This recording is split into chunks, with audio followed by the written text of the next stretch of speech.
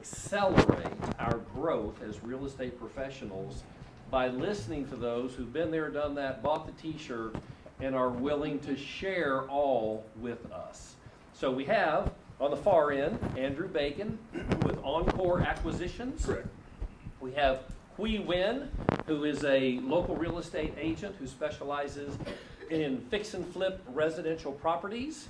And then we have Adam Olson, who buys and sells everything, top social media real estate agent in the state of Texas, but also very active as a residential and commercial real estate investor. So that's the high level. I think we'll start with Andrew over here, and I'll let you introduce yourselves with more details behind that. Okay. And then if you would, after you introduce yourself, take a few minutes and go ahead and share about your real estate investing experience. Once we get through all the way, all three of you, then we'll open it up for Q&A. Okay. Okay? Andrew Bacon. I am an owner and partner at Encore Acquisitions, but I got my start in real estate very similar to everyone here. Started as a real estate agent, decided to fix and flip my first property about 13, 14 years ago. Did a handful, got into construction from there, really came from a construction background. And then from there, just continued to grow. Myself and I, my partner and I, started Encore Acquisitions in 2021, where we specialized. The idea was just to build a really big portfolio for ourselves. We outgrew that very quickly. I think at one point we had 14 to 16 construction jobs going at one time on fix and flips, and it just wasn't manageable. So we decided to continue to grow and expand the business. And now Encore Acquisitions is mainly an acquisitions company where we bring leads in and we decide what to do with them, and we do everything from fix and flip, long-term hold, owner finance, buyout programs, new construction, so we have a resource for everybody. So yeah, that's what we're doing right now. Partner with agents quite a bit, just do a lot of things in the real estate investment space. Could you expand on that last thing you just said about partnering with real estate agents? Mainly partnering with real estate agents as far as lead referrals. We have a referral program where we do 3, 3.5, 4, meaning the first lead you bring us 3%, the second lead you bring us 3.5%. For every lead you bring us from there on out, 4%. No time cap on that, those kind of things. So we pay you 4% for any leads you bring to us right off the bat. Distress leads, yeah, Okay. off-market leads. Off-market. Yeah, off-market leads, excuse me, I'll bring that is a key point. And we do look at the market, things like that, but any off-market leads, an agent is to bring us up to 4% for doing little to nothing other than handing the lead over to us kind of situation. Okay, good morning everybody. My name is Huy, and yeah, I started in real estate when I was 22, bought my first rental. Unlike, so I do a flip way, I become an investor first. I get my license because I want to go buy my own rental, right? Not because I want to broker deal for some other people. And all of a sudden, your portfolio grew, your friend figured out what you're doing, and then they ask for help, right? So that's when I start my brokerage business. Yeah, so fast forward now, yeah, we have quite a few rental, long-term, mid-term, short-term. I started to get into co-living, which is a very interesting subject right now. Yeah, so that's why I'm starting, always learning something new. But yeah, done quite a few fix and flip, right? As I talking to him, you need quick money, which is your commission, your fix and flip, and then you need your long-term money, right? So you need to have both. But I make my first million, right? Not my commission, and I tell you why. Because when you make your first million, when you on your commission, you pay 40% tax, right? Period. If you make your commission, if you make $1 million in commission, if you create $1 million and you pull it out, there's zero tax, right? I think everybody should know that down right now. If I make $1 million in commission, I pay 40% tax. If I create $1 million and I pull it out, I pay zero tax. Yeah, so that's what I want this meeting to be about, right? It's about passive wealth.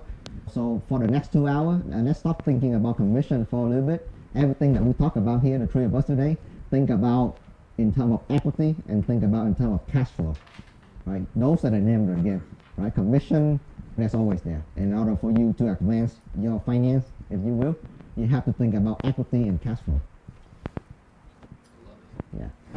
And when he says take it out, just so everyone's clear, what he's meaning is refinancing, right? Purchasing those assets, fixing them up, leasing them out, and then refinancing out. Right, that cash out refi is non-taxable. Non-taxable. My name's Adam Olson, broker associate, been in the industry 11 years. We run the Adam Olson team, which handles commercial land deals, and then the commercial professionals, which handles every type of commercial asset that you can imagine.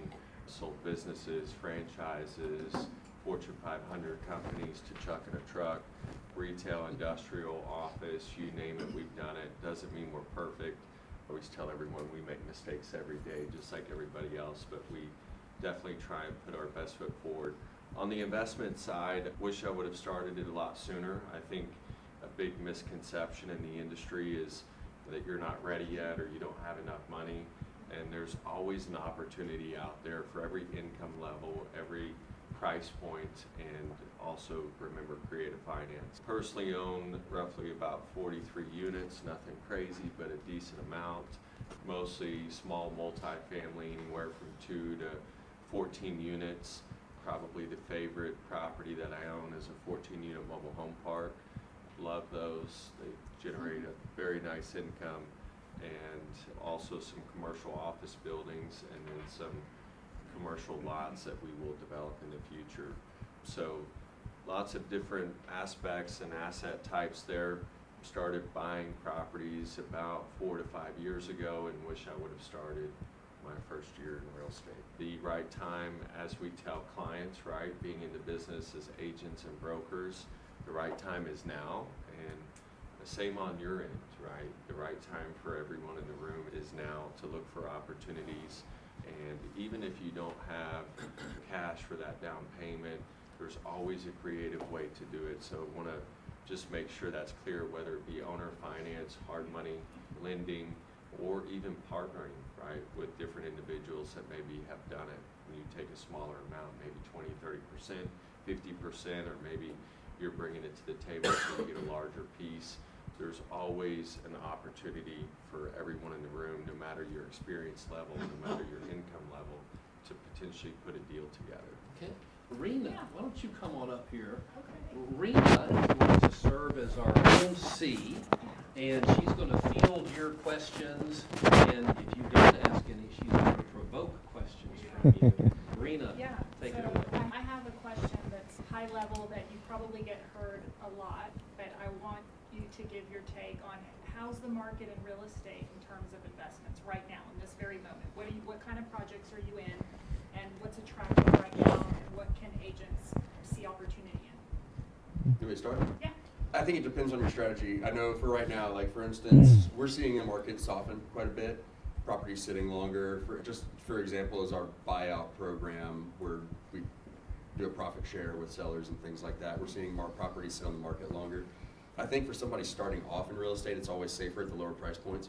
Those properties are going to move a lot quicker if you're trying to invest in something $500,000 and up. Fewer buyers. The higher you go, every real estate agent knows, the higher you go, the fewer buyers you're going to have. So I think we just saw rates start to come down a little bit over the last couple of days, so things should change shortly. But if you were looking to invest in real estate right now, depending on your strategy, again, I would focus on potentially long-term rental if you're able to get properties at the right price, or lower price points, sub 300,000 is primarily what I would look at currently until we see things shift. Yeah, just to echo off, I recently just closed a 1% deal in Hockley. Yeah. So mine actually very close to your house. And the hardest thing about this deal is not to close it. The hardest thing about this deal is not to take it for yourself, but I have to give this to one of my VIP buyer clients. I mean, if you keep taking deal for yourself, and eventually you don't have anybody to work with. So this deal, out of my conscience, I decided to give it to one of my really good clients. We bought a house for $205, right? Yeah. Repair, some roof leak, some carpet, $10,000. Minor repairs. Yeah, all in $215. Leasing price, the neighborhood, I double check the comp, it leased out for $21.50. So that's 1%, which means it's like a rule that you can eyeball property really fast.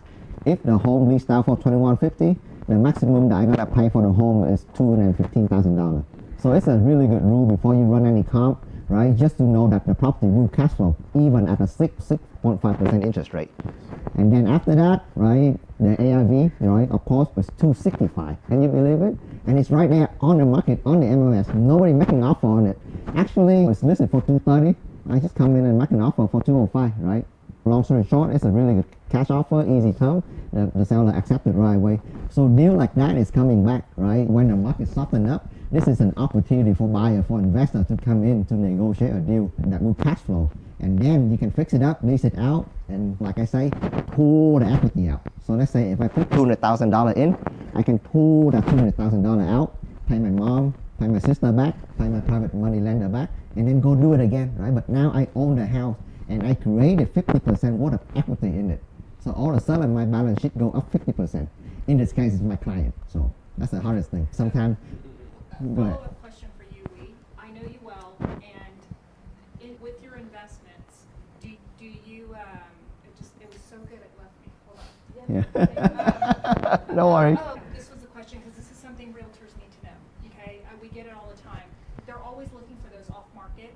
You look on the MLS, and you find deals on the MLS. Actually, I do look. Yeah, I was discussing with him. Yeah, 50% of my deal is actually from the MLS. Okay. And I actually relying on call property, on wholesaler. I rely on company like on call to bring me the deal because I don't have the time to go find a deal. So I don't mind paying him the wholesale fee to go bring me a deal. He win, I win. Everybody win. How did you find the deal in Hockley? MLS search. So you search in the entire, for what would be your search criteria to make that show up? Yeah, so let's say I look at if there's any deal in Houston, the price per square feet, let's say below $125, Okay. which is, if you ask any builder right now, it's gonna cost them about $125 to build a house. Yes. So anything less than $125 per square feet, Yes. I take a look at it. Okay. Yeah, and don't get me wrong, it's a lot of work, guys. Like every morning, instead of calling client, I have to go to a bunch of deals. And most of them is shitty deal. You cannot get, you cannot get anything out. There is gonna be a diamond in the rough sometimes. Oh, look at Day this. on market filter on this There you go, My that day one. on market is That really one important. as well. Yeah, so he bring up a good one. My day on Anything, market is very important. anything above 90 day on the market, I take a look at You it. start to get antsy sellers. Yeah. They just want to see offers, and then you can Yep. start to get deals. Yep, so eventually you build a really good buy box to go look for a seller on a deal on the market that would make sense. Yeah, so those are the two really good criteria that you can start putting the trust in for your investor client or for yourself. How about you, Adam? The same as the last two, the market's obviously hit or miss, right? We see it in our everyday business. I would say in the last 2 weeks, we've seen a little bit of a tick up on our side, but regardless if the market is up or down, there's always opportunities out there, right? As everyone on this panel has been buying properties for years, right? So even in the height of the market of COVID, right, they're still buying transactions. You just have to really understand what you're looking for, and each person in the room may have a different strategy, right? For Frank, it might be flips, right? That's a different strategy or investment than, right, a long-term hold. The 1% rule is a great rule, right, on long-term holds with a rental perspective, or even getting those deals hopefully a little bit better than that. A lot of the stuff that I've bought over the years on the single family side have been at 50% value, right? The numbers make sense. To give you an example, 3 of the homes that are in Huntsville we bought for somewhere between 125 and about 130, 135. Those homes fully remodeled, all needed a full remodel, just so we're clear, are worth about 230 to 240 on the resale value. They rent for about $1,800, the payment's about $1,000. Obviously, that is a great deal, right? Those were all off market from a neighbor that lived up the road that knows me. She referred to really all 3 of them. The first one, we bought it. The second one, we also got wind of. They actually ended up listing with another agent on MLS. We ended up getting that transaction as well, and then she referred the other. So those were all off market. So in that regards, I would tell you, if you're looking for opportunities, make sure the people that you know that you're looking for opportunities, because they will bring transactions to you, whether they're neighbors, they're friends, or other agents in the business, other brokers. And then also networking, right, with wholesalers. They also buy a lot of transactions too, but there are multiple wholesalers out there. The one thing that I would tell you on the wholesale side that I've run into is, in some cases, their numbers can sometimes be a little bit inflated. So don't just go off of the ARV, right, that they send you. You need to run your own numbers, your own performance, and make sure that investment, right, is solid and that those numbers can be achievable. I will also say that when you're running your performas, that you should run them on a conservative side. If we think the top of the market is 230, 250, I'm going to run with a number of about 215, maybe 210, right? That leaves you some room for error. And then same on your cost of rehab, regardless if it's apartments, commercial, residential. we're gonna come up with a number of that rehab, but then we're gonna typically add 3, 4, 5%, sometimes 10% on there just for incidentals. There's always gonna be issues that come up. There's always gonna be contractors who unfortunately do what they say they're gonna do or don't finish the job right. You run into those issues. Even with owning multiple properties, I'm sure everyone on this panel can say that they've run into that issue at some point in their career, so it is bound to happen, right, to everyone in the room. It's all a math equation, right? That's what it comes down to. And it really depends on what your strategy is as far as whether it's flips, buy and hold, or commercial. Commercial is a little bit more intuitive, so I would have everyone, unless you just want to jump into commercial, I would start with some residential, right? I didn't start with commercial either on my side. I started with residential and then worked our way into commercial assets. And on my side, we do search MLS for opportunities. Obviously, clients are sending us properties, and if they decide they're not interested, and then at that point I'm interested, right, we explore that opportunity and potentially move forward. Same with my friend next to me. We try to move those to clients, and if they're not interested, we buy them. Actually, I would say half of what I own on the multifamily side are properties that we listed and got lowball offers on and ended up buying them ourselves through those owners. Or B, we had offers on it, executed the offers, the buyers backed out, and we said, hey, we'll buy it for the same right amount. So being in the industry allows you to find these opportunities a lot easier and come across them when you're dealing with these buyers and sellers on an everyday basis. Or C, potentially partner with your client because you do have that experience, you do have the knowledge, you can lease these properties out once you purchase them. And So talking about clients, this is something I know that a lot of realtors will be happy to hear from you, your perspective. What are the latest finishes that clients love, that are selling quick? This is what realtors want to know because they want to have shop talk with their clients.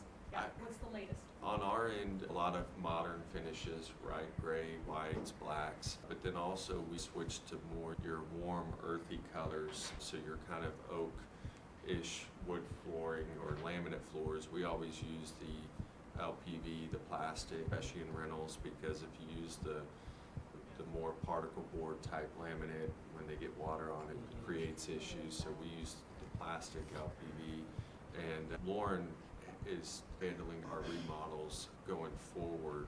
The ones that I did were more modern because that's more my taste, right? The whites and the grays, but also like the earthy tones. So like a greenish tile, right, in the bathrooms and your oak floors, just a basic cream on paint. When you're in the industry, you're showing clients on an everyday basis, and we see you're not necessarily every day, but a weekly basis or a monthly basis. You're looking at homes on the MLS, and we're all seeing what sells and what people are interested in. And I think people's tastes are different, but if you stay more in the current trends, right, of the market, it makes it a lot easier to rent or to potentially resell. Where I see the benefit is more of your modern colors or your more earthy tones. So, you know. How about you, Lee? Most of my flip is in the sub 250, so it's actually very cookie cutter. Not as important. Yeah, white cabinet, white subway tile. Sometimes we contrast it with darker color, but LVP carpet, very simple cookie cutter stuff. Yeah, You still use carpet in the bedrooms? still use carpet in the bedroom. Yeah, and after the same, we try to keep everything the same, so that way if we have extra material from the previous house, we can carry it forward to the next house. Think about that. Right? So that's why when you look at all my listing, they all look kind of the same. Yeah, because it just keep us very efficient, right? And these $250,000, $230,000 house, entry-level home. Yeah, so we can just keep it nice and keep it neat, and that's enough to sell the house already. When you get into a more expensive market, high-end flipping, that's when you have to go creative with stuff, but yeah. So that's looking at it like a business as opposed to one listing you're flipping and then you want to go take a vacation. It's like he's got a system that allows him to keep it going, which I love. For us, just to touch on the flooring question, for us personally, like on our rentals, we put LVP in as well, everywhere, especially on rentals, because LVP is a waterproof impermeable material. So we put it in the wet areas, we put it in all the bedrooms, because if on rentals, your carpet's gonna get destroyed, every tenant. We just don't wanna mess it up. We don't replace it. It's easier. It might be a little bit more expensive, but it's gonna save us money in the long run. So on rentals, LVP goes everywhere in all of our rentals. When it comes to fix and flips, I'm the wrong person to ask. I am not the creative. My wife does all of our design. I will say that we have a rule that we don't try to ever, on a fix and flip, I think where people get in the biggest trouble is they think that they can recreate the market. You pointed out earlier that a lot of wholesalers will have really bad prices, and we'll get buyers come in and be like, oh, ARV's 500, I'll get 575. Okay, great. That is a recipe for disaster. Maybe it works, but it's not gonna work every time. So don't try to recreate the market. So for me, we're gonna pick a comp. We're gonna say, these are the comps that make sense. This is the target. This is the house that we wanna get to. This house sold in 3 days. Days on market are the most important thing to me. Like, good comps and days on market, two most important factors. So I'm gonna pick a comp and we're gonna say, we need our house to look like this. And whatever that is in that neighborhood, it might be an older area, or it might be a really young family area, and you're gonna see like different things attracting different people. So we're gonna target a specific property and try to model after that. So that's how we do our renovations. And this is where I know, because I worked in investment properties for a long time. With the pending, if you go in an area where there's a lot of pendings or few, are you first to go to market in the neighborhood? Do you like to do that? Or do you like to be the second one after, not the one making the mistakes in the neighborhood? What is your preference? Are you more of a risk taker with that? It depends, again, on the situation. I'll use my personal house as an example. We bought in Nottingham, which is down in the Houston Memorial area, right after Harvey, a neighborhood that was devastated by Harvey. And I actually think, just as that example, the people who were first to market actually suffered because a couple of reasons. People weren't sure yet if you got to the market really quickly. Secondly, the neighborhood exploded. If you were middle to late, you actually got the advantage of the prices continue to go up and up and up and up. But if I was to look at a flip now that had a lot of pendings in the area, I would be fine with a bunch of pendings in the area. I would not be okay with a bunch of green in the area. There's a bunch of actives, I'm probably gonna stay away from it. But if I'm seeing movement and activity in the area, it's somewhere that I would invest. How about you? I show you another trick. We usually run comp for 6 months on the market. I also run comp for 1 year in the market. And if you see the price trending down, and then that area, I tend to stay away. And sometimes you see the price trending up. Say that again? Say it again? You know, when you run comp, right, you can run comp within 6 months, which is what the appraiser use. Just run comp for a year and a half, and then see the trend. Is the market trending up, or in particular area, or is the market trending down, right, in that particular neighborhood, right? Yeah, because you need to know for sure. If it's trending down, and then, you know, the house in 3 months when you finish, it's gonna sell for less than the comp that you have right now. Yeah, so I always run on big project. I make sure that I run comp, you know, in advance to see the trend. Same as both of them, right? If you're flipping a property, obviously you don't want to do it in a neighborhood where there's 10 other actives, right? Your competition is through the roof and there's 10 that are sitting for a reason. If there's multiple pending in that market, then that's a different story, obviously a good area to get in. And then also looking at the trends. Is it trending up? Is it trending down? Where is that market going in that specific neighborhood? Which will tell you the answer of what you should do. And you should always plan right for holding cost. There's always a best case and a worst case scenario. I would steer you to look at the worst case scenario in all aspects, right? Best case scenario, great, you won, right? We got a bonus, we made the extra money, but always plan for the worst case scenario. And then same on the finishes. If it's a buy and hold on our end, and it's probably different on these two, but we're okay with putting a little bit more money, right, into that project. But it all comes down to a math equation. Fix and flip, I agree on this side with as cheap as possible, but as nice as possible, right, with keeping those costs down, because you're trying to maximize the returns. At the end of the day, this is a business, and where we see people on my end go wrong is they go into a property to flip it, and they do all these extra things, and instead of buying the $10 light fixture that looks the same, which there's not a $10 light fixture, but giving an example, they go and buy the $200 light fixture, right? Those are where I see people getting in trouble, or the 99 cents a square foot carpet versus the $3 square foot carpet, right? You typically don't need it, especially in the cheaper price points, right? If you're doing a larger home, $500,000 plus, it's a little different story. You've got to get a little bit more creative there, but I can't stress enough on our end that it's all in the numbers, right? It's in the data, it's in the numbers, And a great tool that I would use, I would not rely on it 100%, but I use it on a daily basis for emails, for even analyzing comps. I now use it to analyze performas and P&Ls, all sorts of aspects, but ChatGPT. You can upload those documents in there, ask it what's the cap rate, it'll spit it out. I always double check the work, but it's a lot easier, right? I even had it analyze 70 pages of an HOA document the other day, and it just spits out all the potential issues, liabilities, things that, you know, you should be cautious on. We're working on a potential mobile home park development in Huntsville for a client that we might be a partner in, and we ran a performa using ChatGPT, put all the numbers in place, spit it out. We go through, look at it, edit it, get some quotes from some people, and fill in the blanks. So just a really great tool to simplify the process and help you throughout. You can ask it anything you want, and it'll provide the answer. Always double check, right? It's still a computer at the end of the day. It doesn't mean it's spot on, doesn't mean it's correct, but it is a very helpful tool. I even use it on my end in running comps on property, especially when I'm sending an email. If I'm going in on the listing appointment, I don't worry about it, but if someone asks me to price a property and I'm emailing them the comps and some information rather than me sitting there typing it out, I upload those comps in ChatGPT, say, hey, this is a 3-bedroom, beautiful home, updated, unlike the comps with a pool, etc. What would you price it at? And verbatim. Very accurate tool in my experience, and I use it almost every single day. Great tool for y'all to use in your everyday business and Do you have a place where you go and investing. buy your materials since you're doing flips and stuff like that? What was that? Do you have a place that you go and buy all your materials? Do you go to the, All over, they might have some secret tricks on that as well, but on our end, we Home Depot, right, Lowe's, McCoy's, even Floor & Decor, right, it just depends. We do price shop, and I'll tell you this, ChatGPT can even price shop.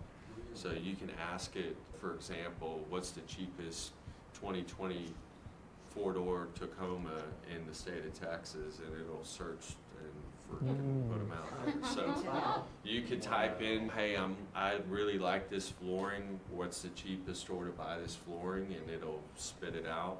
Always double check it, right? It's still a computer, but it will locate some of those items. You could even ask it, hey, I'm remodeling a home, what are the trends for 2025 in Texas or in Houston? It'll give you its opinion, right? So it's a great tool to utilize, but in that regards, though, we shop at all of your major home improvement stores. If you do, you can set up with multiple of those. I know at least with Home Depot, I'm not sure what it's called with the others, but a pro account, you do receive a little bit of a discount and priority there. But we utilize all of them. So all of your normal stores, price shop, find the tile that you like. But again, when we're going in and looking at these finishes, it all comes down to the numbers, right? And we want to stay within the box. We have to understand that this is a business, and where I see most people get in trouble is they go in and they want to do what they want to do, and it doesn't fit in the budget. We have to stay within budget. Just because you want that nice, pretty light fixture doesn't mean you need it, right? so do you have a budget that says only spend $2 a square foot, and then you calculate that, and only spend $500 on lighting if it's a size house? Do you have a table that you go off? So it's the problem with this side of the business, and I think these two would agree, is it really depends on, one, where the property is, and two, what the price you're buying it at, and then your potential resale price. One would argue that those examples on those houses in Huntsville, the single family, that someone would have been okay with buying it for $150 or $160, right? And that price difference would make sense, and I would argue that I would not, not be interested in buying even at that price. But if I would have bought them at a higher price, maybe we would have used a cheaper rehab, or you would have to, right, in that case, versus buying it at a cheaper price. So it's going to be very property specific. And then additionally, on those properties, regardless of the price of the purchase and the resale, it's really going to depend on what all needs to be done. This house may need a full rehab, but the next one, maybe it only needs floors and paint. And so they're all gonna be different in that regards. I'll just touch on one more thing too that I think is important that people miss on the multifamily, and I'll give an example of a property that we have listed in Huntsville. It's a 10-unit mobile home park. It's 753 Klein Street, in case anyone wants to look at it and bring a buyer. But the rents currently are about $600 a month, okay? People will look at that, look at the purchase price and automatically discount it, right? Because it's at a 7-8 cap currently. Those rents in Huntsville, where I see people get misguided on multi-tenant properties, whether it's commercial or residential, is they just look at the existing rents and they don't look at the potential, right? Those existing rents could be increased to about $1,000 per mobile.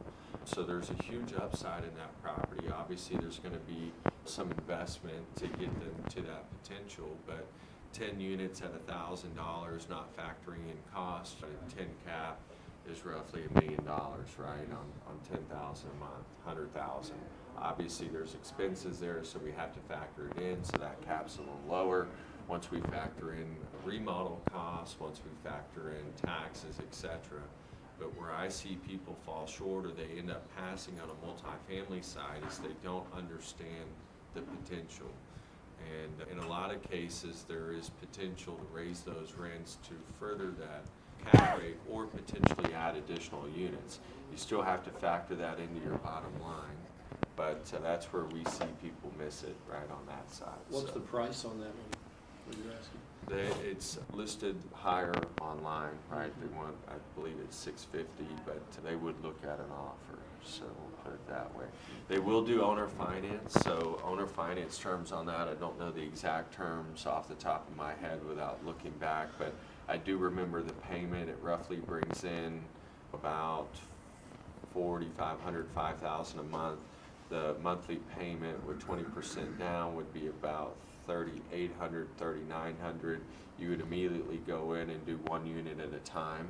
I don't ever advise someone to get all the units empty and then release them. That is not a smart move. When I buy multi-tenant properties, we do it one unit at a time, and over the course, right, of the next 6 months or 12 months, we get those properties where they're supposed to be. Everything that I've done has been long-term hold, so it's a little bit of a different strategy, right, than these two individuals. And then also, I'm looking for write-offs for income in the real estate industry, so it's a different perspective. I also look at it in the regards of what's coming into the area. So there have been instances like some lots on 1097 that I purchased that 3-4 years ago I paid market or potentially overpaid.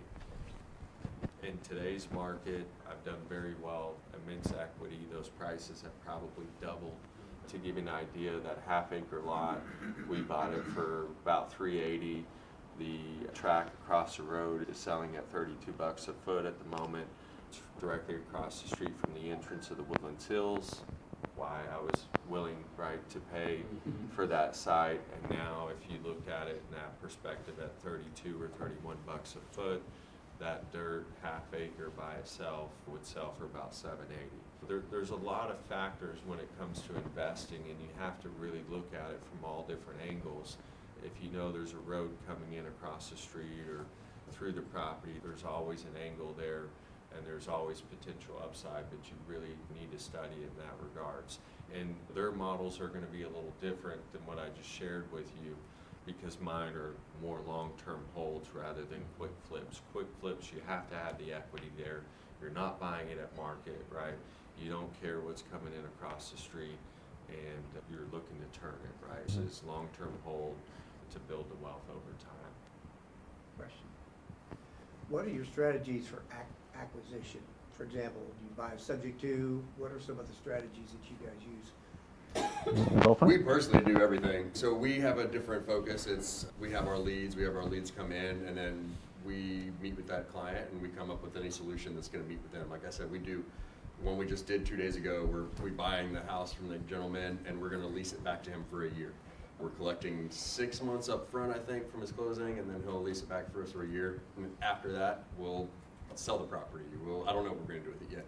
We look at every property individually, we analyze it individually, what's gonna be the best suit for that deal. We do owner finance, we fix and flip, we buy and hold, new construction, so a little bit of everything. We're just gonna analyze that deal. Do you find a property yourself? Do you have bird dogs out We there? have I have 6 agents currently looking for properties. We get from agents, we have paid lead sources, we have a lot of different things, different ways. We do a lot with the XP agents, so just, yeah, we also do buyouts, like I said. If y'all have heard of Homeward, we have a buyout program that's, in my opinion, better than theirs that we do, so just a number of different, we're always looking for different creative ways to acquire property. Andrew, I think it would help them too. Would you mind walking us through step by step? Because y'all do every facet, right? The owner finance, the fix and flips, the buy and hold, what that criteria looks like for each one. It just really is gonna depend on what that seller needs. Let's take an example of a gentleman who we're buying his house. He really needs to stay in the house, but he needs cash, right? He needs the cash, but he doesn't wanna leave. I think he has plans to move in a year or something like that. So again, what we really try to get to is, what I really preach to our agents is understand the motivations as to why somebody wants to sell their property, right? Motivation, that's everything. They just need to sell, they're about to be foreclosed on, it's one story, right? But if we really try to understand why they need to sell that house, that's what's important to us. And through that, we've never done this before, but we're gonna be open to any and every solution that makes sense. If it's gonna make sense for us, we'll do it. And his motivation was, I have to stay here. Like, he had a higher offer from somebody else. I'll use that as an example. Just say he had a higher offer, it didn't, let's say it was offering more money, but we need some out. You gotta get out of the house, man, I gotta flip this. Like, he's willing to take less money from us, we're gonna rent it back to him so he can stay, and that's the solution we came up with that gentleman. And we use that for every example, for every property we come across. We have an order, right, it's cash offer, that doesn't work, then it's buyout, then it's just creative solutions, owner finance. We've had situations where we buy houses from people and we owner finance it back to them because they got a property from a family member and it came with tax liens on it, right? There's never a situation, we're always gonna run into something new, and it's just trying to be creative to So solve know that your problem. audience and tailor the pitch. Yeah, Yeah. exactly. Like, I think so that's a quick-winded way to say it, yes, exactly. It's just being creative, Know their needs, yeah. for us personally. Yep, it's the, How do you handle financing? That's always on your very first either flip or hold, you're looking at. Your very first, you're probably, depending on the cash situation you have, you're probably gonna end up with hard money. I would imagine 9 times out of 10 probably end up with hard money on your first deal. But again, it just depends on your cash situation and the condition of the property, right? If you go to the market and you find a deal that only needs, like, we use an example, you could go do traditional financing on that deal, because the one you said $10,000, yeah, it's not bad. it 100% would appraise, or at least qualify for conventional financing. So it just depends on the route you go. The only way you couldn't get conventional is if the house is not gonna meet appraisal or in such rough condition, a traditional lender would lend on it. You also have to find, if you hit the market, you're also gonna find people who are willing to wait 30, 45 days on a closing, as opposed to some people off market are gonna be motivated by quick closes and things like that. So it just So depends with on- hard money needs, I don't know if they all Sorry, have hard money. hard money, it's interest-only loans, short-term interest-only loans. Interest rate's probably gonna be 10 to 12%. I don't currently know what the hard money rates are, but it's About interest-only 10, loans, yeah. 10. Basically, What the do you term do hot money, is they lend money based on hot asset. It's not because of you, but because of the asset. Yeah. That's basically it. That's a collateral. Yeah. Yeah, so it's just an interest-only loan. And they will lend you the renovation cost as well. So if you're buying it for 100 and if you need 50 to put into it, they'll lend you $150,000 or max of a certain amount of ARV. Again, I don't, 65. yeah, I can't remember all the terms, How unfortunately. do you find a hard? Sorry? I mean, how do you find a Chat hard GPT. money? Throw a rock, They, throw a rock in any direction and you'll find 6 of They- them. But so many of them but around. my partner actually owns a hard Yeah. money lender. I'll So plug many Eagle of them Point around. Lending is one. My partner runs that company, but there are a lot of hard money lenders out there. Yeah, and I'm gonna say this, the reason there's a lot of hot money lenders that because it's very lucrative for them to lend you the money. But on your end, it's gonna be expensive, right? The point is gonna be 2 point, 3 point, 10%, 11% interest, right? So I would normally say use hot money lender as your last resort, right? If you run out of all the options, and then use hot money, right? If you try to be creative, if you guys own a home, right, you can pull equity out of your home. It's called HELOC, right? There is, if you guys want to write it down, there's a website called Livestream. It's actually saying loan for practically everything, right? And the only requirement is that you have to have a 750 and above credit score. I get 100 grand out of it, no collateral, right? What's the name of that one? I'm sorry. What was it? It's called Livestream. Light stream? Yeah, light and then stream. Okay. Like Yeah, history. but you have to have an 800 credit score, okay? They don't look at anything below that. So you have to have a perfect credit score and they will lend you the money for uncollateral What for kind of practically interest rate? everything. Interest rate? 5%. You're kidding. How The much? one that I have right now, I borrowed them 2 years. But I was saying, was that locked in a long time ago though? No, it's actually right now 5-6%. The It's one floating, that a floating rate? no locked for 5 Locked. years. You locked it recently at 5? No, the one I locked is 2% because it was 3 years ago. Okay, that's okay, right, yeah, okay. Yeah. Yeah, but again, you have to have perfect credit score, okay? Anything below 750, don't even bother. They're gonna deny Okay, you. so what about 750 and below? I'm just kidding. Yeah, I don't. We have to kind of get creative. 620. Yeah, the rate's gonna be higher, right? Smart You know. money doesn't care about credit. Yeah. So do you Yeah. prefer to use a HELOC or actual home equity loan? I prefer to use a combination of anything that I don't have to pay a lot of interest. So let's say Lightstream is one of them. If you have good credit score, there's a lot of 0% credit card still. They lend you you get a $20,000 Chase credit card, 0% or 2% for 2 years or 1 year and a half. You can use that. Yep. And but yeah, there's a lot of creative things, you know. The more you think about like Chase, right? Chase Credit Line. If you smart enough, you would have not done your EXP business in your name, but rather in an LLC. The LLC, after a couple of years, they're gonna have credit. You go to Chase and you borrow a business lab credit, right? So I have $100,000 business lab credit with Chase right now, and all they need to look at is my LLC income, right? Which is the brokerage business. So I love credit line because you don't have to. You only borrow it when you need to, and then you finish your project and then you pay it back. So try to think creatively. There's a lot of ways that you can pull money. And the last resort, I would say, we need to save. I think saving is the fundamental of the financial stability. If you don't learn how to save, it's going to be very tough for you to even keep the money you earn. So if you have 2 income, like me and my wife, learn to live on 1 income and save on the other income. Just learn how to save. It's actually how I bought my first house. Nothing creative, just straight out saving. Right, so do that, yeah. On the financing side, I've done the more traditional route, just go to a commercial bank, right? Any bank can lend on them. Even if they're in disrepair, right? If you get commercial financing on it, they don't care. It could be falling down, there could be a tree laying in it, they don't care. As long as they know your plan. There's a lot more creative ways to do it. One would be hard money loan, right? Once, if it's a rental that you're planning on a buy and hold, it's probably one of the smartest way to do it, either that or raise capital or Lightstream. The reason why is when you're done with the project, you put a tenant in there, you refi and you pull your capital out, right? That asset's cash flowing and then you go do the next one. If you're buying it traditional finance, like I have with a commercial banker, there is no pulling that out. You could refinance in 6 months or 12 months, right? But you are tied in because you used a traditional, right, method.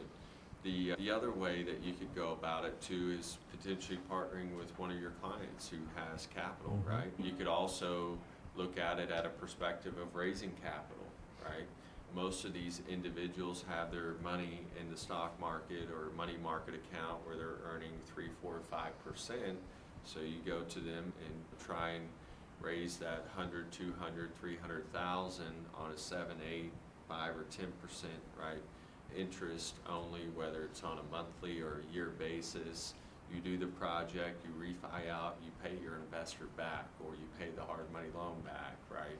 So there's a lot of ways to get creative and raise money, whether it be the traditional way with a commercial banker, 20% down, whether it be hard money loans, whether it be Lightstream, whether it be raising capital or partnering with one of your clients. It could also be the perspective that you have a large client who has different investments, they're a successful individual, and maybe you have an opportunity and you've tried the other avenues, it's not working, you weren't able to get the hard money loan, you maybe weren't able to get the commercial financing, or maybe you're just starting out in your career, maybe you go to Andrew, your client, and say, hey, I've got this deal, you fund it, I'll run it, and you take 80% or 70%, I take 20 or 30%.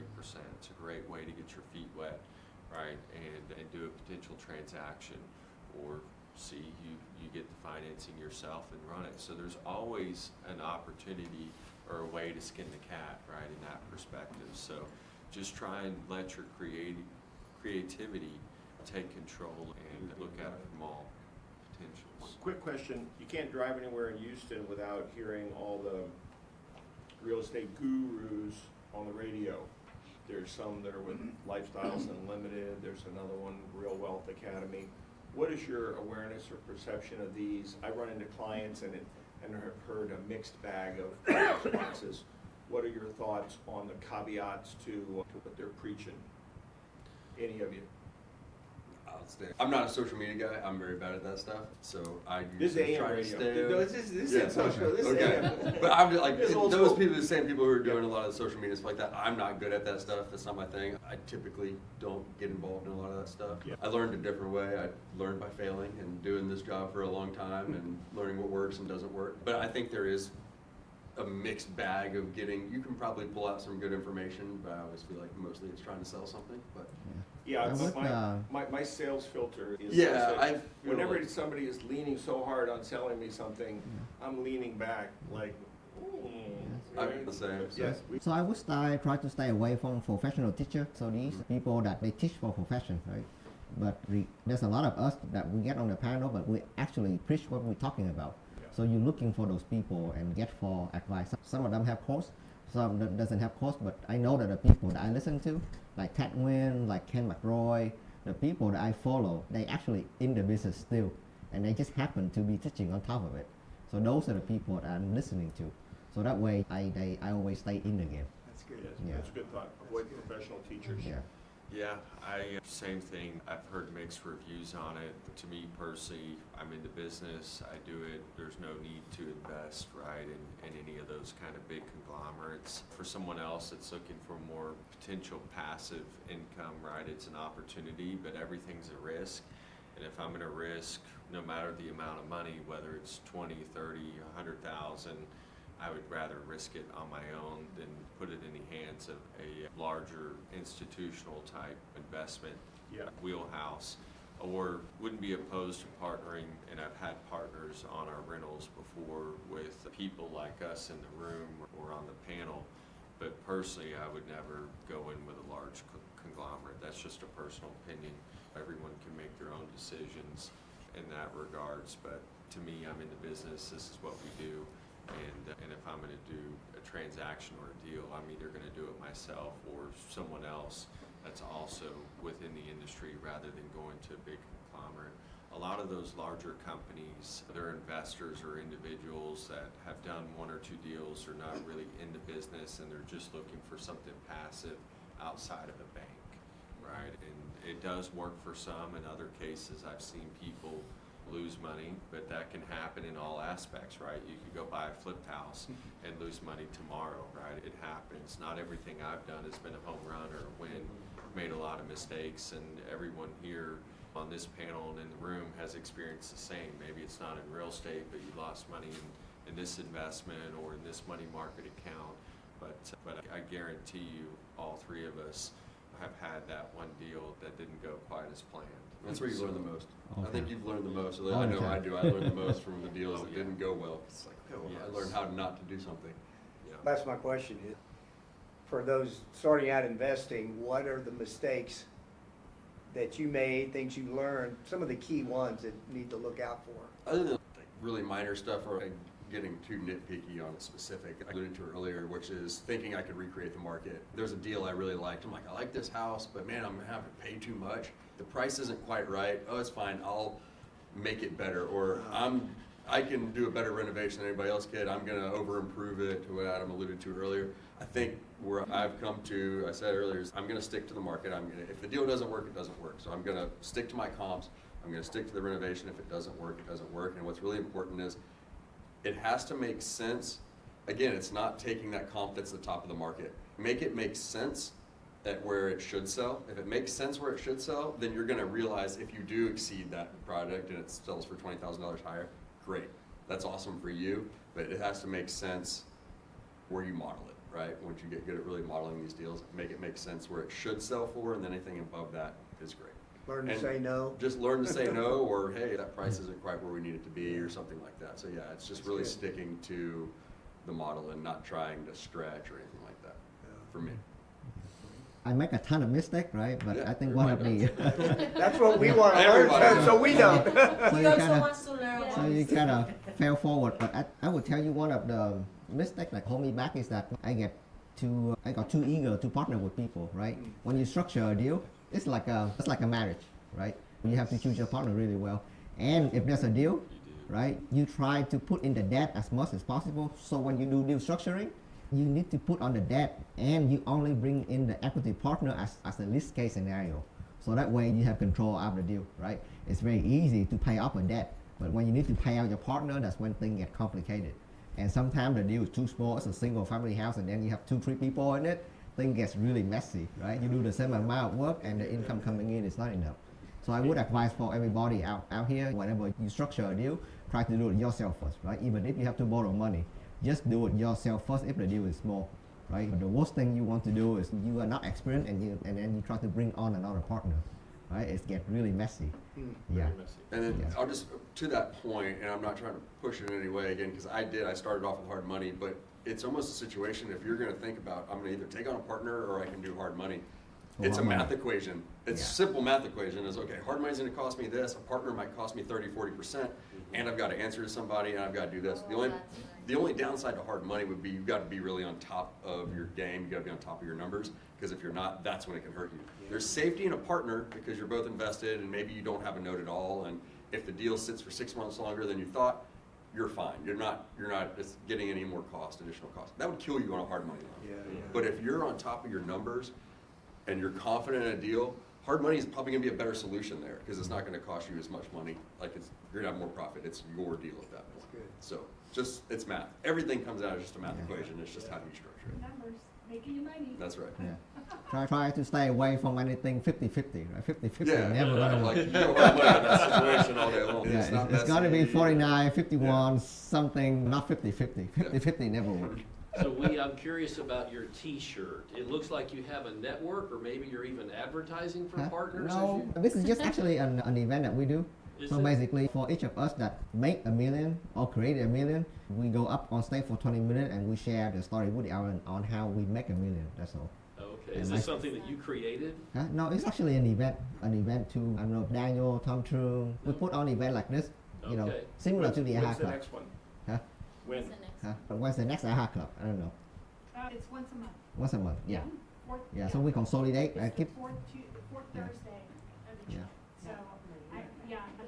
So, it's the fourth, the So fourth you're Thursday. of each talking about Where? this meeting? This But month. he's talking, we're Right. talking. What meeting are you talking about? oh, So- this is maybe like a one-off event. We might do it again if we have Oh. enough people. Okay. Yeah, it's like a tour we did. So like all of us, like 10 of us, we go to each different city and we share, hey, this is Hui and how I make my first $1 million. Right? And then you would come up, and then you would come up. Road tour. Yeah, I got you. yeah. We might have to recreate that. That would be awesome. I'd love to do There that. you go. Did you have a question? I may have cut you off. I have a few questions. I'm just writing them down. So I don't know if it ties back to what you guys are saying, but like my first one was, how do you guys find these partners? Because I've heard of people partnering, but then like you also mentioned, like it's like finding the spouse. Like how do you even find these people, or how would people even trust you? Because I do have friends that they ask me, how do we do things? But I don't even know how to approach someone and say, you know what, I do things and this is what works for me. Like, how can I loop them in and say, what would you like to partner with me? Or sometimes they've asked me if I could partner with them, but I'm afraid because I don't know really how to do it, right? Or what it entails, what would it be required of me to do that with the next You want to take that? person? Chris? I think what I've heard, I don't know specifically, I've never done, like me and my partner work, but that's on like more of a business, long-term plan. Where I hear people partnering a lot are mostly at investor meetups, similar to this, but like more investor focused, like Yeah. groups, Facebook meeting places and things like that. But I think in your specific scenario, if somebody was to come to you and say, hey, do you want to partner on this deal? My question would be, what are you bringing? If you're not bringing finance to the deal, what expertise are you bringing? Do you know how to go and execute this deal? Do you have construction? You as a real estate agent, you're going to be able to source the deal, right? So you could come with a deal to somebody and say, hey, do you want to execute this together? But I think what you need to also bring is potentially construction to the side, at least a contractor to know what it's going to cost, those kind of things. If you're not going to be a financial investor. And if you are a financial investor, let's say you do have money and you want to help back a deal, then you want to go and find somebody who maybe has a lot of expertise, has done several flips in their past, and you partner with them. You fund them to execute the deal. I think you just And have they to write find. like a contract? Yeah, you would do write a joint venture contract or something like that, probably, just a JV. They're very simple, one page. I'm sure they can be very complicated, but one page contracts. Yeah, just a quick JV contract. Yeah, I think you need to know what you're looking for first in a partner, and then once you know your strength and weakness, right? You look for a partner that will fill your weakness. Let's say for me, for example, right?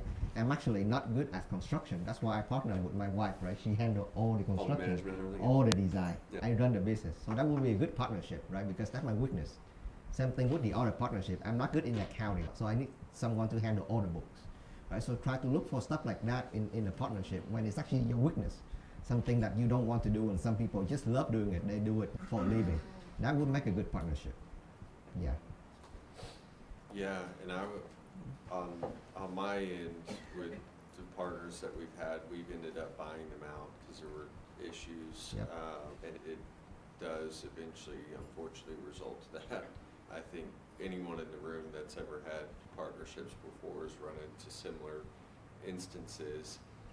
My first step on a situation would be raising capital, right, rather than bringing in a partner. It's typically you can get that cheaper than doing a hard money loan, but raising capital in some cases can be a little bit difficult depending on who you're going to and that individual's tolerance for risk. Like Andrew was saying earlier, or I think Mr. Wynn, the idea with partners is if you're running the deal, you definitely want to have control. So even if you're equal shares, you would have something in your agreement where you were the decision maker, right, when it comes to that remodel. Where I find issues with partners is one has one opinion and the other has the other. It needs to be very clear of who's doing what job and who's making those decisions. And I think at that point it becomes easier.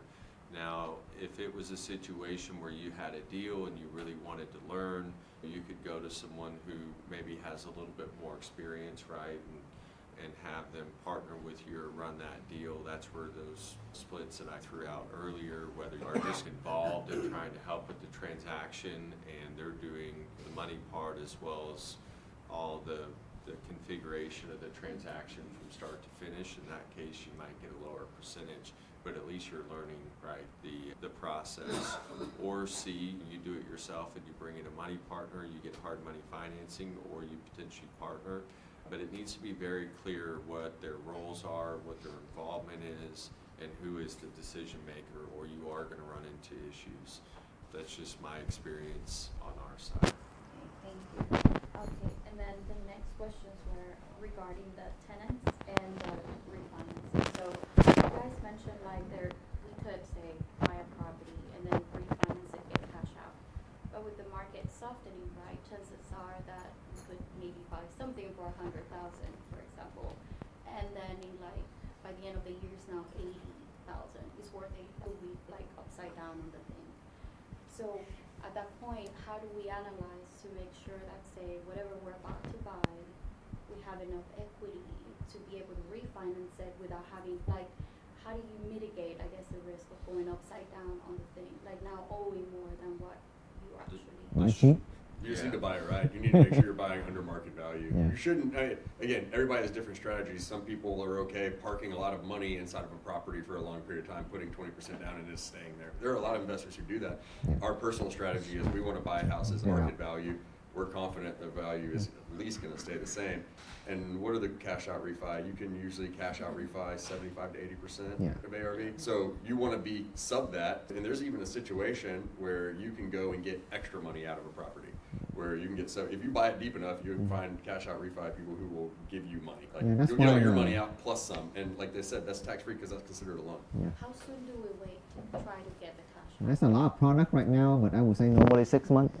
Yeah, but if you use hot money, you can even get it out faster. I mean, we operate off of business line of credit, so we can cash out refinance anytime. There you go. But some banks, some lenders will have seasoning where they're 3 to 6 months. I can't remember. Yeah, plan for 90 days. 6 months. 6 Yeah. months If seasoning. it's traditional. Yeah. Traditional. Yeah, and it's all DSCR, typically debt service. So, Yeah, ratio. I don't remember, yeah, Go ahead. ratio, yeah, I can't remember the numbers, but If you buy a traditional financing, you're gonna have to wait 6 months, no Yeah. matter what. If Okay. you buy it on a hard money, you could refinance it as soon as you're done, Yeah. or be as soon as you're done filling that complex unit on the lease side. If it's a multi-tenant property, they're always gonna look at it on the cash-on-cash basis, so your cap rate basis.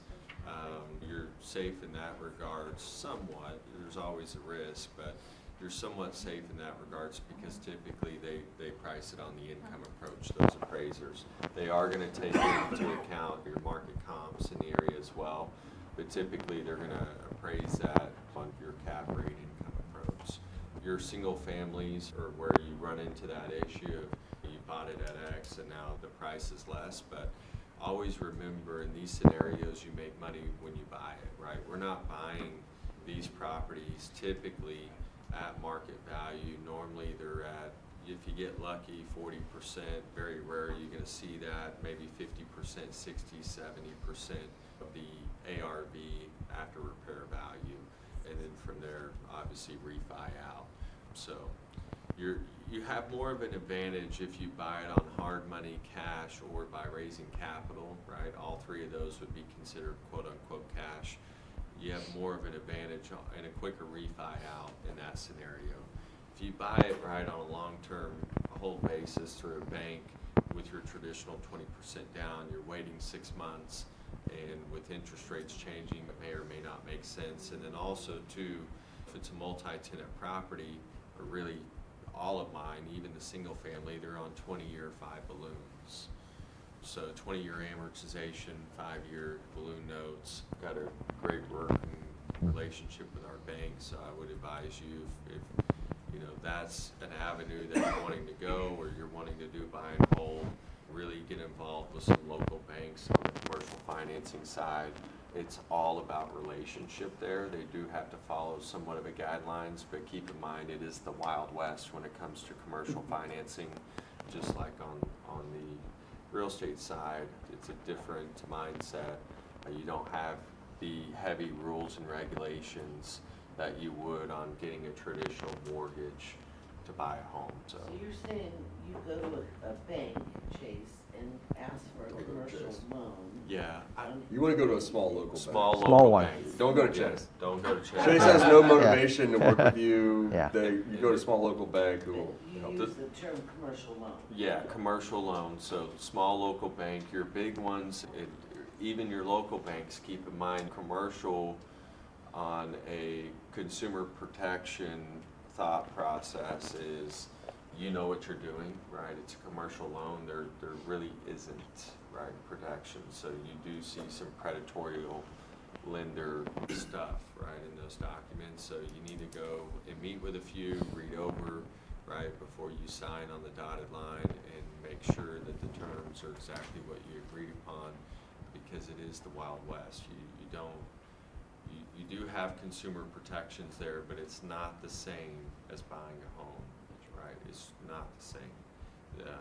Some of these larger banks and institutions, they would love to take the property. We'll put it that way. Your local banks don't want to take the property.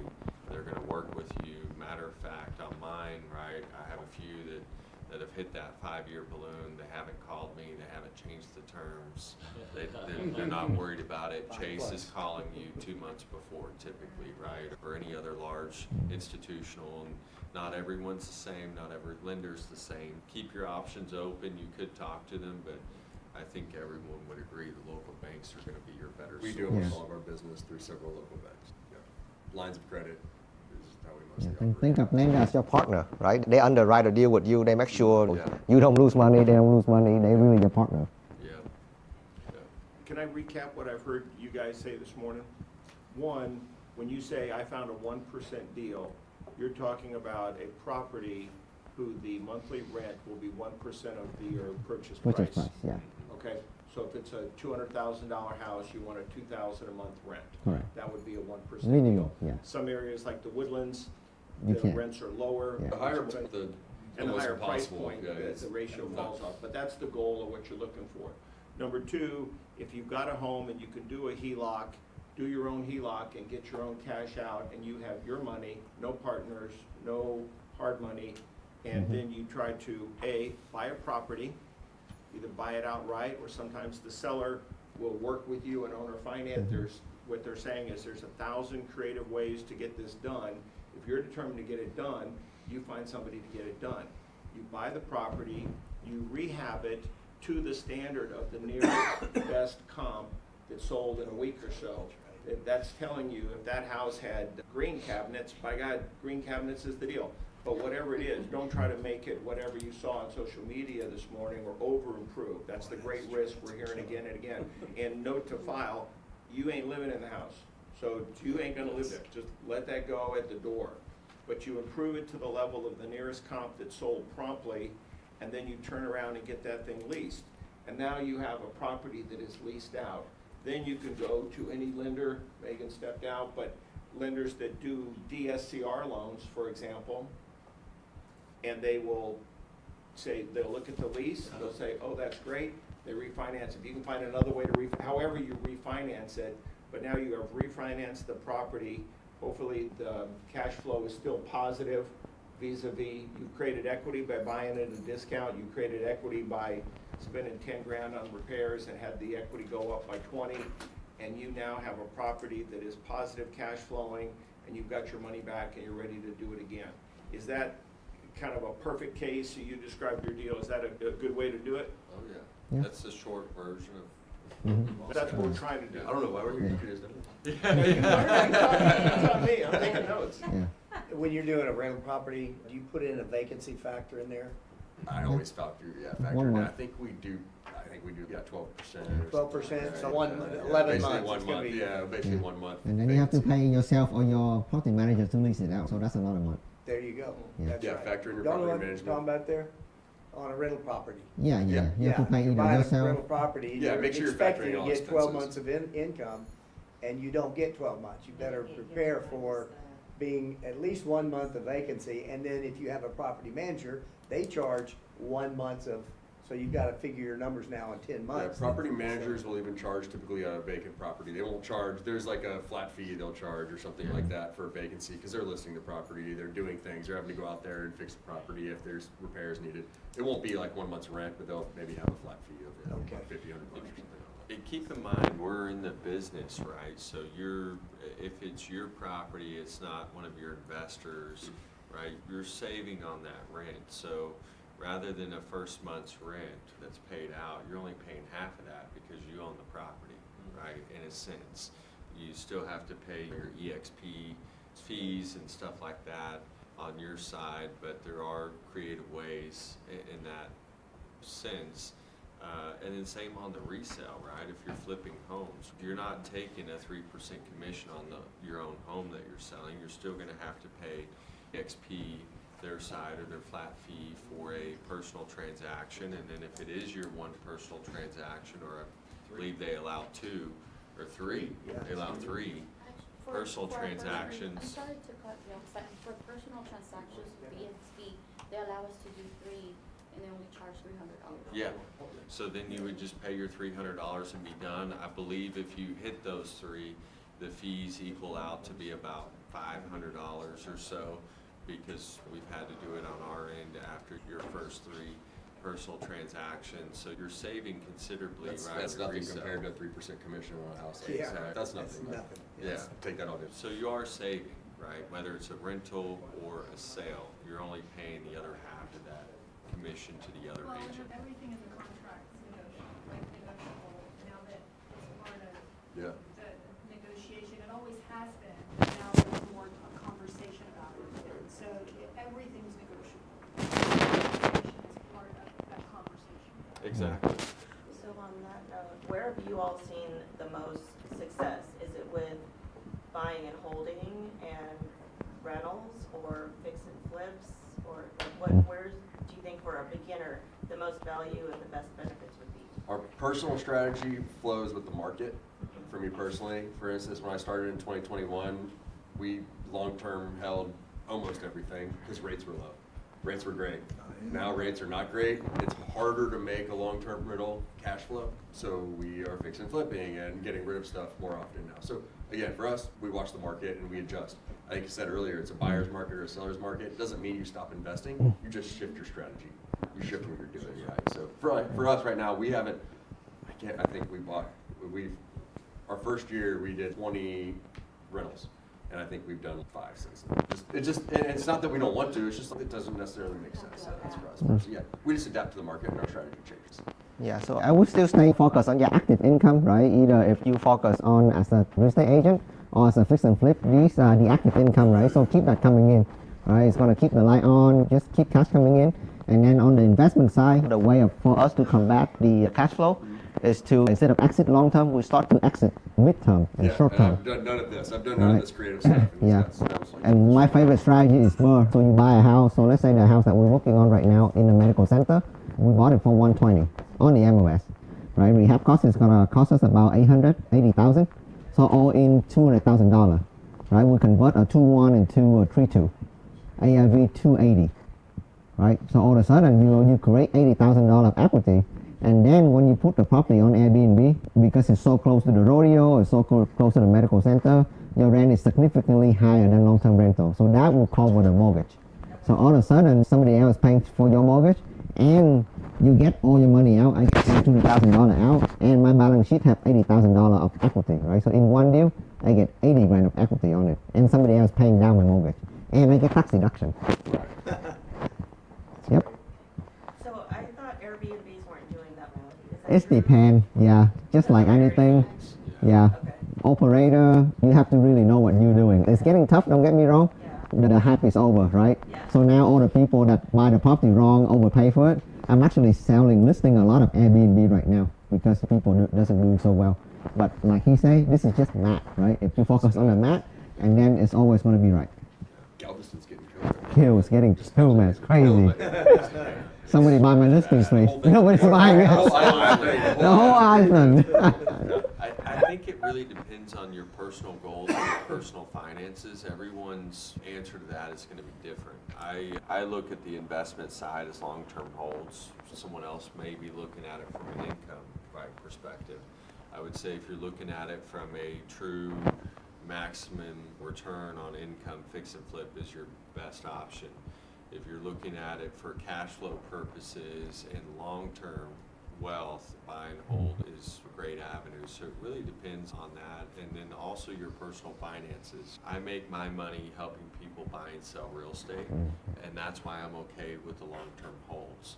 And that's how I keep my lights on, etc. So I'm heavily focused in the brokered side of the operations. I wouldn't be opposed to doing a flip, but it's just not what I've done. I've been more interested in the long-term holds, and then now in larger unit type properties or larger commercial properties where they're 10, 15, 20,000 square feet or larger doors.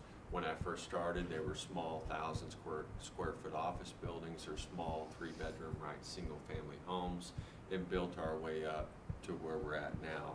I would say everyone on this panel is probably in the same point, and I believe both of them started with fix and flips, and now they're into long-term holds, and now getting into some commercial properties, right? You've got to start somewhere, and I think the easiest opportunity for everyone in the room is to start with a fix and flip, right? Get the income up, get the money coming in, learn, right? Make the mistake, and instead of selling the house for $265, you sold it for $249, but you still made 30 grand. And we go and we do a couple more, and then we look at the long-term holds. On my end, grew up with a mother that took over a self-storage facility when my father passed at a young age. She sold that, built another one, sold that, built another one. And over the years, looking back, those rents increased, right?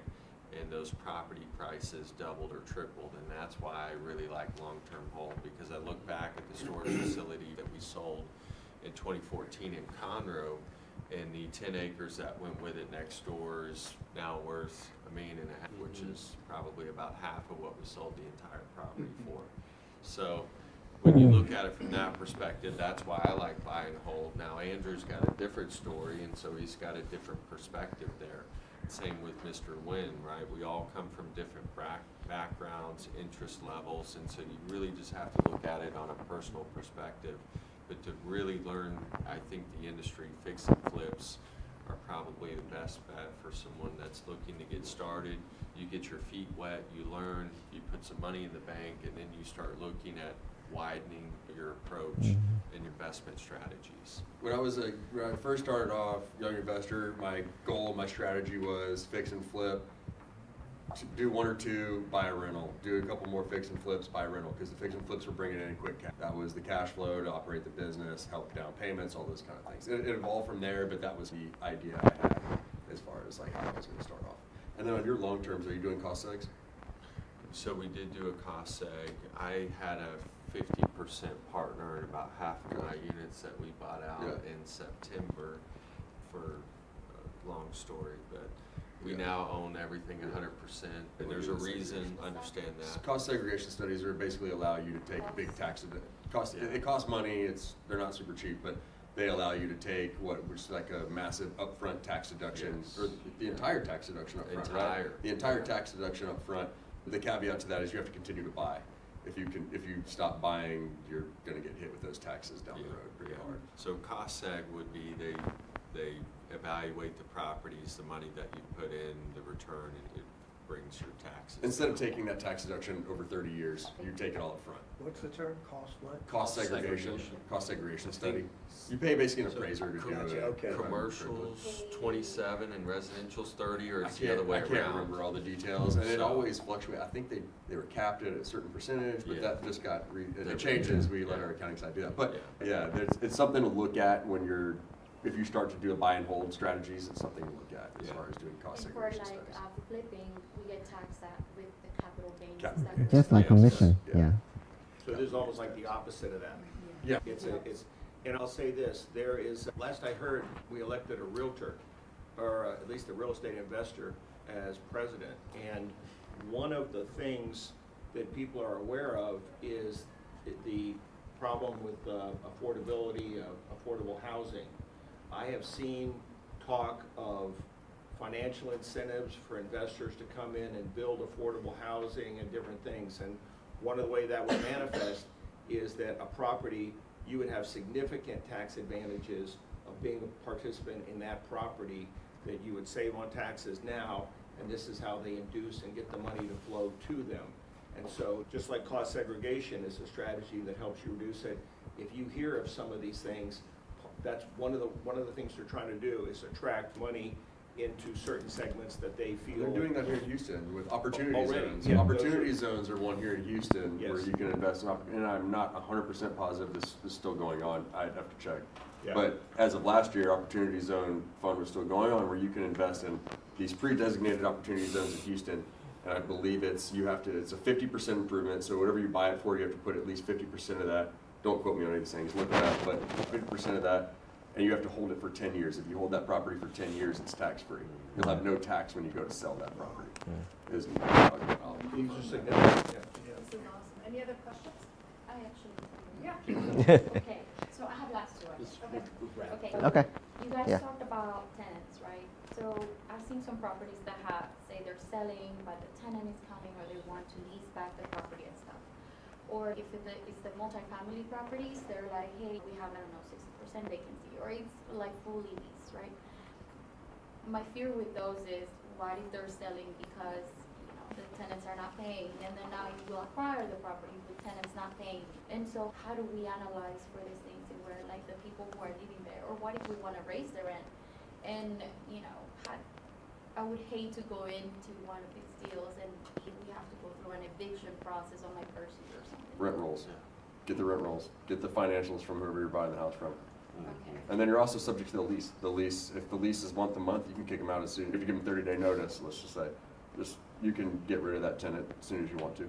Yeah. Again, you can't, when you buy a house, I think you are that's fine. subject to that lease. If that lease started yesterday, you've got to keep that tenant in for the entire year. Whatever the terms of that lease are, it goes with the sale, but you And can. how do we know, how do you, when you go into this, know, okay, this guy will keep paying for like the They'll next show 6 you, months? he's called it the rent roll, is every month they record how many people paid on time, didn't pay. You're gonna want The- financials The from the seller, seller. the seller will share that info with you. I would require that But when I'm do we buying it. require the financials of this person Mhm. making the payments as well?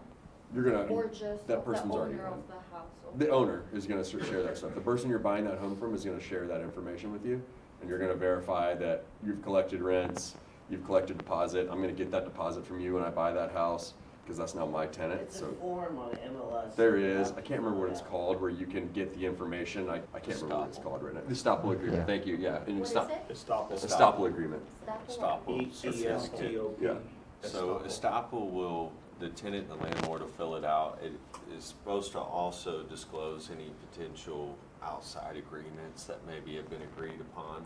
But I will tell you, anytime you're buying an investment property, there's always the risk, right? And even though everything checks out, they show you, right, the estoppel certificate, they show you the rent rolls. That doesn't mean that Johnny, 2 months after you bought it, that loses his job and quits paying. Those scenarios have to be prepared for, right? You should be prepared that if you buy it and 2 months in, the place burns down or whatever the case is, that you are prepared for that potential problem. And definitely get insurance. Made the mistake of buying one that I thought we were gonna tear down. It's actually the property on 1097. And didn't get insurance because we were gonna tear the house down and just keep it as a lot. And 3 months later, someone broke in and burned it down. So that property would be paid for. You got a free demo though, right? Yeah, it's still standing burned, so I still got to demo it, but it would have been nice to have no mortgage. And so that, personal mistake there that I made, but you do have to be careful. In some cases where the rents, the vacancies are 40–60%, it could be the area. It could be the building itself because it's unimproved and looks like junk, right? Which then requires an investment on our end. Or C, it could be bad management. We find that a lot of properties are bad management, right? They're not getting called back, they're not open to average tenants. I've run into that quite often where people are like, they don't have a 700 credit score, so I'm not renting to them. If they had a 700 credit score, they ain't renting to begin with. So typically speaking, right? Typically your renter crowd are individuals that might have some issues, that maybe had some hardships, right, in life. Maybe they had a repo, etc. And then we've also run into scenarios where people aren't open to pets. I don't like pets in my rentals, but unfortunately, it's part of it, right? You collect a pet deposit, they have a cat, it is what it is.